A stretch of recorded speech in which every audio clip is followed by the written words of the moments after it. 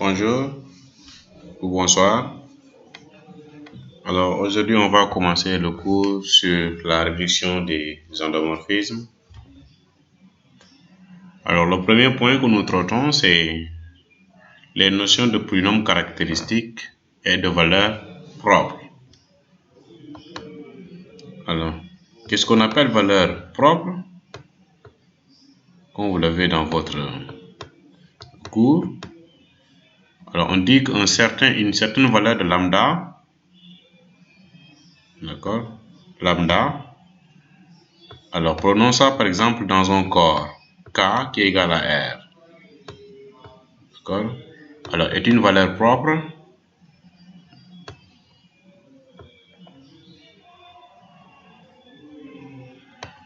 est une valeur propre, une valeur propre pour une matrice A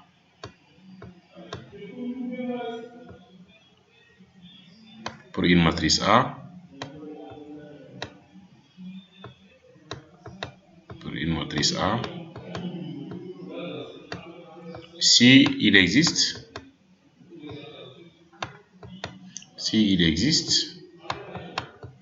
supposons que les matrices que nous prenons ici ce sont des matrices carrées d'ordre n. S'il existe un grand X qu'on va appeler vecteur différent de 0 de Rn par exemple,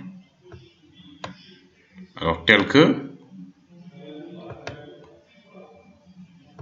le P de lambda qu'on appelle ici le polynôme caractéristique qui est donné par le déterminant de quoi? De la matrice A, oui, moins lambda I, oui, n. Donc ça doit être égal à 0. D'accord, ça c'est le polynôme caractéristique. Alors ça c'est pour avoir la valeur de lambda. Ou bien aussi vous pouvez simplement mettre pour une matrice A, donc vous aurez AX, donc une certaine valeur d'X qui vérifie AX égale à lambda, autant pour moi,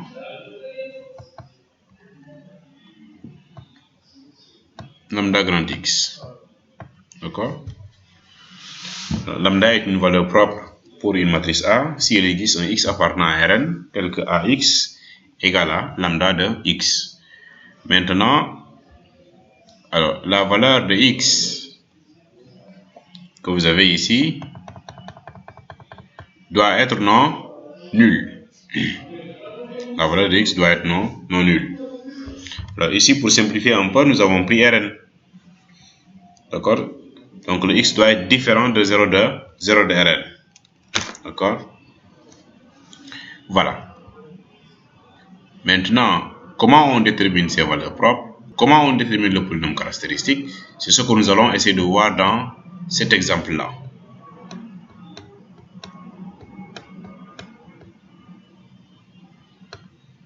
Ouais. Alors pour ça, nous commençons par une matrice d'ordre 2.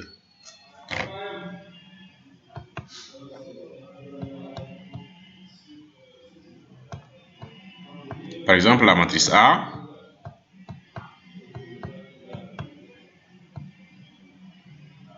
qui est composée de 2 lignes, 2 colonnes.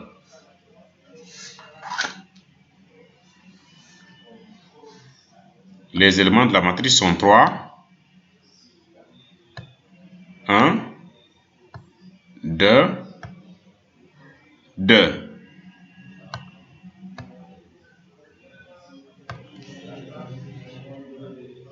Je veux avoir les valeurs propres.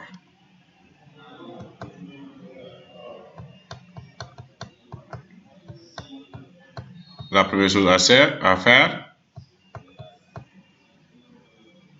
c'est de sortir le polynôme caractéristique.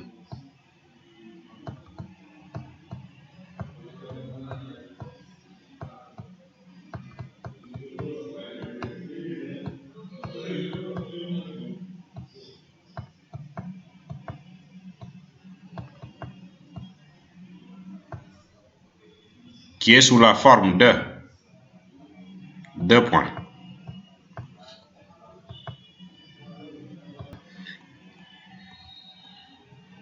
P de lambda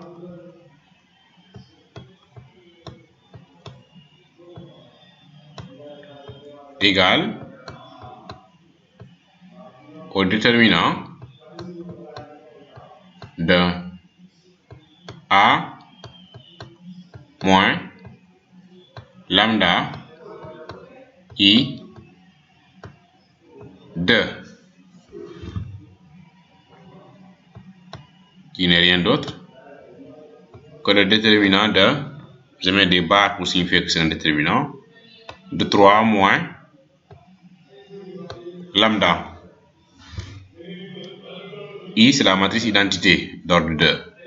1 ici. Nous aurons ici 2. 2 moins lambda. On va avoir son déterminant. Le premier constat que l'on peut faire concerne la diagonale principale. Je constate que sur la diagonale principale, tous les éléments, on y retranche lambda. Donc, ce qui me permet de dire, à chaque fois que j'ai déterminant d'une matrice moins lambda identité, donc, on n'agit que sur la diagonale principale. Cela me donne combien comme déterminant? C'est une matrice d'ordre 2. Il y a une formule classique. Donc, on aura ici, quand je mets valeur absolue, ça signifie que c'est le déterminant dans l'espace vectoriel des matrices. Donc, j'aurai 3 moins lambda, 2 moins lambda, moins 2. Comme son nom l'indique, c'est un polynôme caractéristique. Les calculs intermédiaires, c'est pas moi qui vais vous le faire. C'est lambda carré moins 5 lambda plus 4. Voici ce qu'on appelle le polynôme caractéristique. Maintenant, après le polynôme caractéristique, c'est les valeurs propres. Autrement dit, les valeurs que peut prendre lambda au niveau du polynôme caractéristique.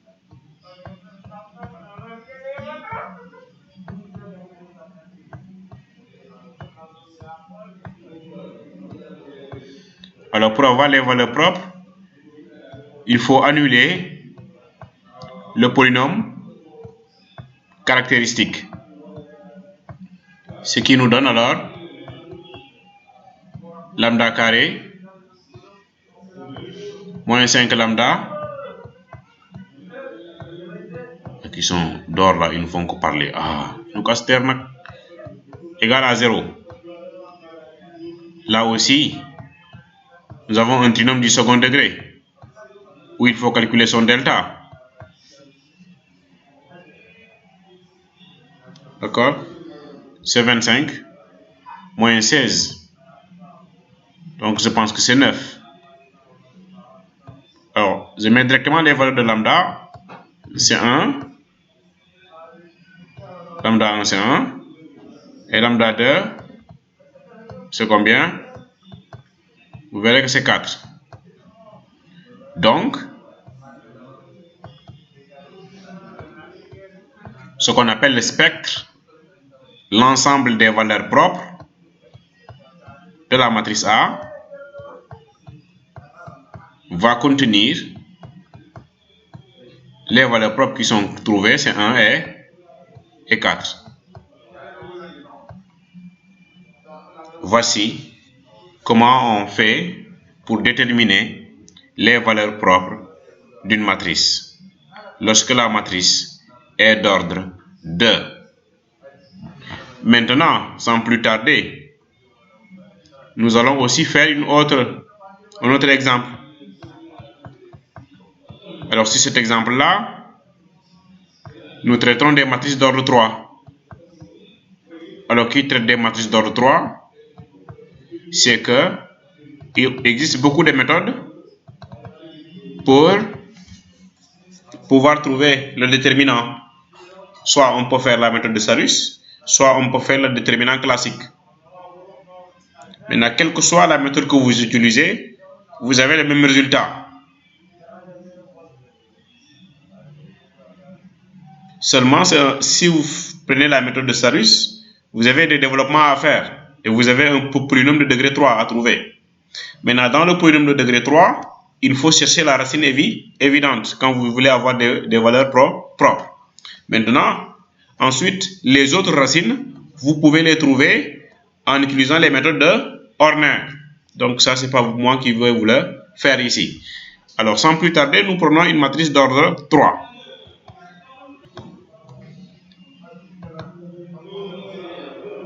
Maintenant, la matrice B égale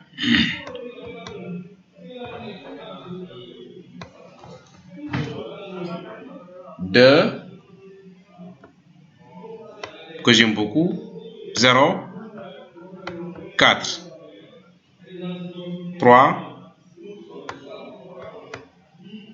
moins 4, 12, 1, moins 2, 5. Voici la matrice. Premier point, le polynôme caractéristique.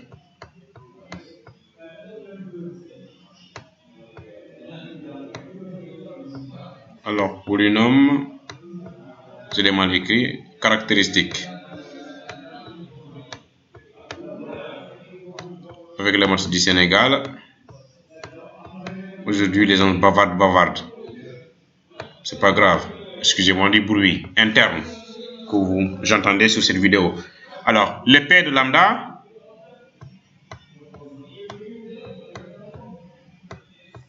est donné par déterminant de B moins lambda, cette fois-ci c'est I3. Quand je mets des barres, ça signifie que je veux écrire déterminant dans l'espace vectoriel des matrices. À ne pas confondre avec la valeur absolue. Autrement dit, c'est le déterminant. Je vais dire qu'on agit que sur la diagonale principale, 2 moins lambda. Ici, on a 0. Là, on a 4. Ensuite, c'est 3. Ensuite, on a ici moins 4, moins lambda. Ensuite, là, on a 12. Ensuite, là, on a 1. Là, ensuite, on a moins 2. Donc, là, ensuite, on a 5 moins lambda. Une barre. D'accord? Maintenant, on peut utiliser la méthode de Sarus pour avoir le déterminant. Comme on peut calculer le déterminant suivant la première ligne ou bien la deuxième colonne, la ligne qui a le maximum de 0. Alors, si je calcule le déterminant suivant la première ligne, le premier coefficient c'est 1 plus, ça fait moins 1 à la puissance 1 plus 1, ça fait 2, ça fait plus. Donc, j'aurai seulement à mettre 2 moins lambda. Multiplié par le coefficient, multiplié par, je supprime, donc ça fait moins 4. Moins lambda, vous supprimez la première ligne et la première colonne. Là, vous avez 12. Là, vous avez moins 2. Et là, vous avez 5 moins lambda. Je suis en train de développer par rapport à la première ligne. Ensuite, le 0 en deuxième position. Le troisième position, c'est 4. Alors, le 4 est à la position première ligne et troisième colonne. Donc, ça fait 1 plus encore. Parce que ça fait moins 1 à la puissance 4, ça fait plus toujours, si je ne me trompe. D'accord. Ensuite, le coefficient lui-même, c'est 4. Ensuite, vous multipliez par, je supprime la première ligne et la troisième colonne, donc ça vous fait 3. Moins 4, moins lambda, 1, ici, et moins 2. Alors, maintenant, vous allez voir ça au niveau du forum de partage. Tout calcul fait, on trouve finalement comme polynôme moins lambda au cube, hein, plus 3 lambda au carré. Bon, je vais répondre un peu au téléphone là-bas, là. Il y a mon portable qui sonne. Lambda au carré, moins 2 lambda. Donc, voici le polynôme caractéristique que vous trouvez. Un instant.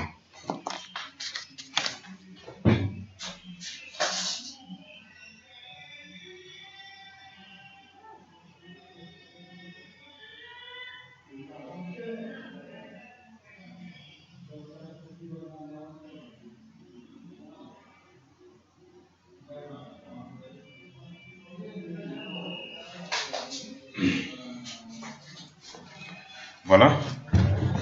Voilà, excusez-moi. Donc, voici le polynôme caractéristique.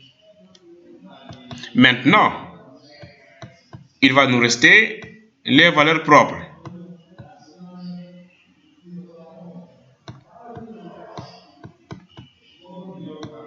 Les valeurs propres. Maintenant, les valeurs propres, pour les obtenir, il faut tout simplement annuler le polynôme caractéristique. D'accord. Comme on annule le polynôme caractéristique, donc P de lambda égale à 0. Ce qui nous donne alors que moins lambda au cube plus 2 lambda au carré moins 2 lambda égale à 0. Voici l'équation qu'on doit résoudre. C'est un polynôme dont la racine évidente, je peux dire que c'est 0. Pour vous rappeler un peu, je peux factoriser par lambda, mais pour vous rappeler un peu les méthodes de Horner, donc je vais essayer de le faire comme ça. D'accord? Pour que tout le monde sache aussi que, comme son nom l'indique, c'est un polynôme, et un polynôme, toutes les règles de factorisation qu'on a appris sont valables.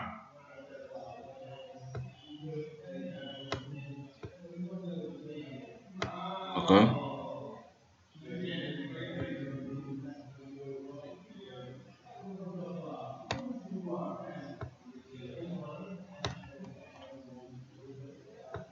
Voilà. Ici, là. Voilà. Remplissons les nombres. 0, ici, c'est une évidente. Alors là, c'est moins 1. Là, je peux dire, on a 3 ici. Et là, on a 2. Alors, on abaisse ici, moins 1. Là, on multiplie, ça fait 0. Là, toujours, ça fait 3. Et là, ça fait 0 toujours. Quand on additionne, ça fait 2 ici. Il manque la constante. Hein.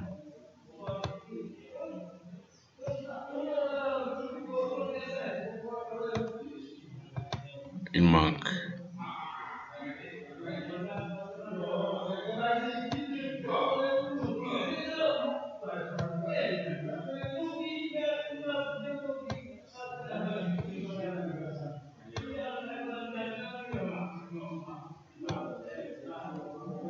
Voilà. Parce que là, c'est 0, parce que c'est au cube. Ensuite, là, c'est 0. 0 plus 0, c'est 0 ici. D'accord? Donc là, c'est seulement un exemple. Donc, ce qui fait que P de lambda, finalement, on peut dire que c'est égal. Ah, un instant encore, il y a quelqu'un qui m'appelle.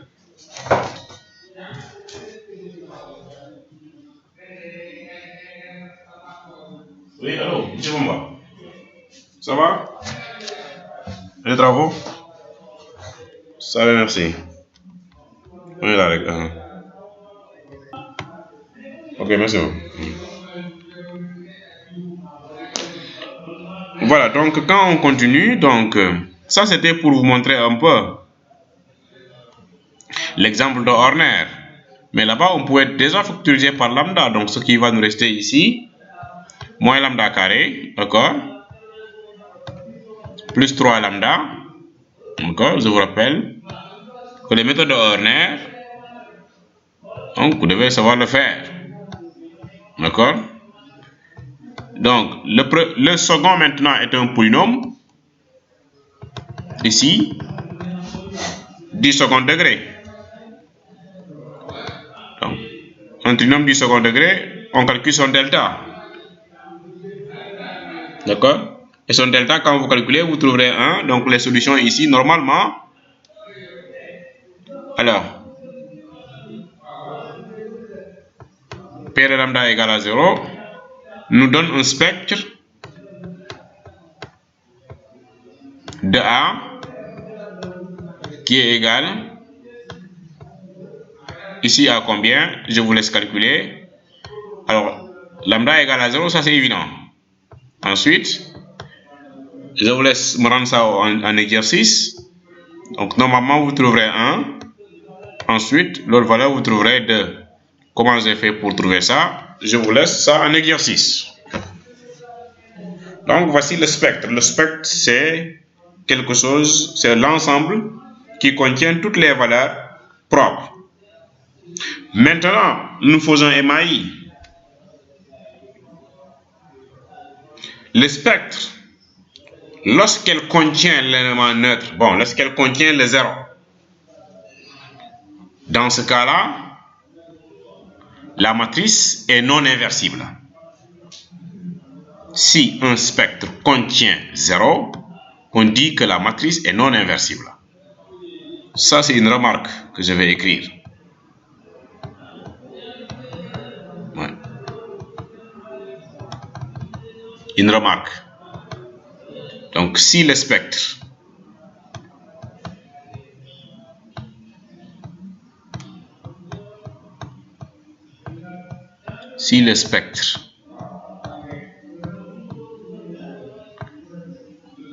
d'une matrice, écrivez d'une matrice,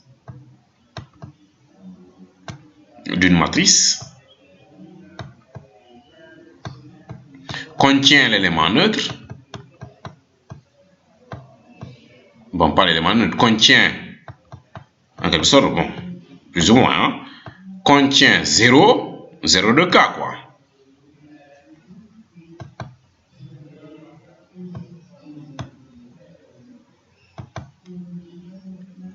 Alors, la matrice est non inversible.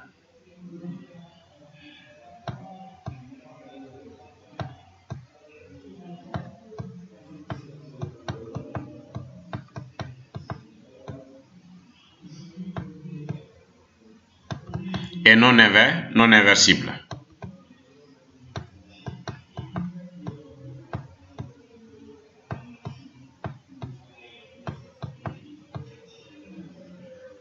Et non inversible. Sinon,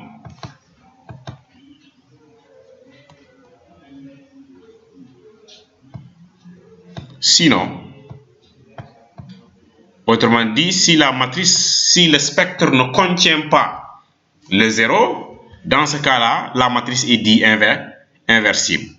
Sinon, la matrice est inversible.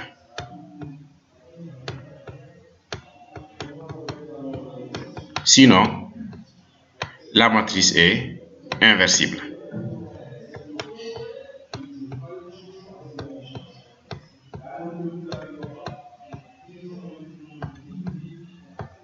Est inversible. Voici une propriété importante aussi, donc qu'il ne faut pas oublier.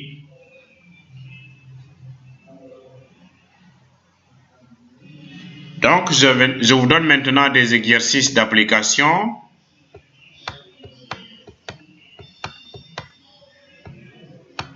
Qu'il faut essayer de rendre au niveau du forum de partage.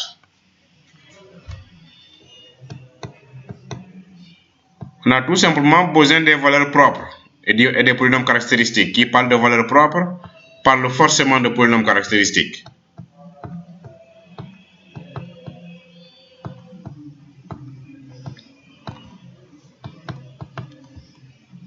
Alors, la première matrice que je vous donne, c'est la matrice A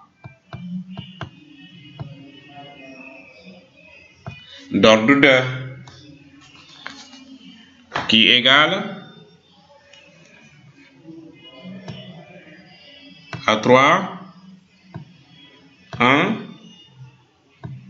2 et 4.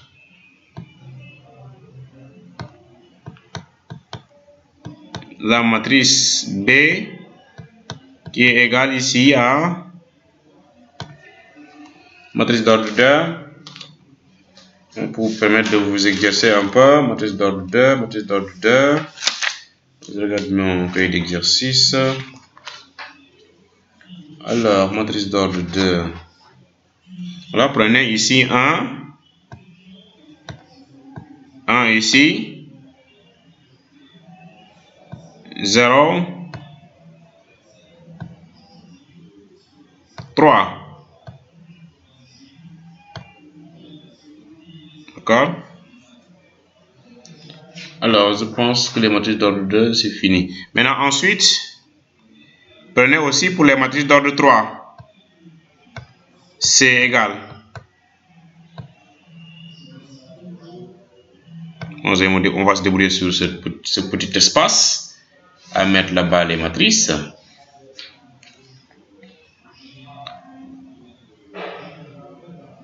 Alors, vous prenez ici le 1, le 2, 0 ici, 0, 3,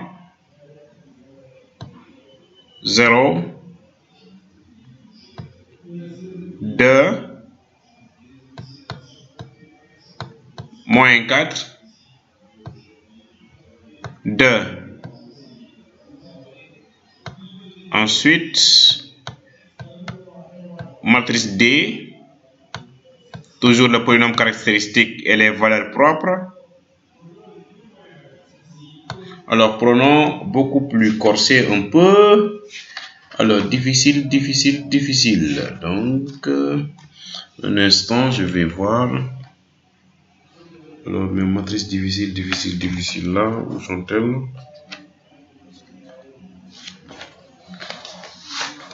Alors,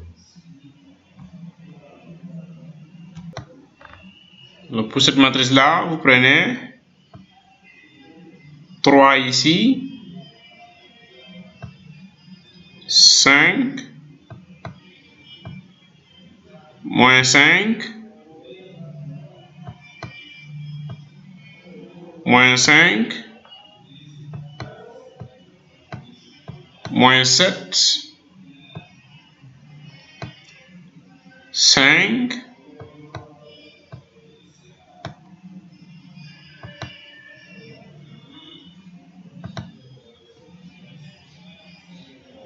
moins 5, moins 5, ah finalement il y a beaucoup de 5 là, 3.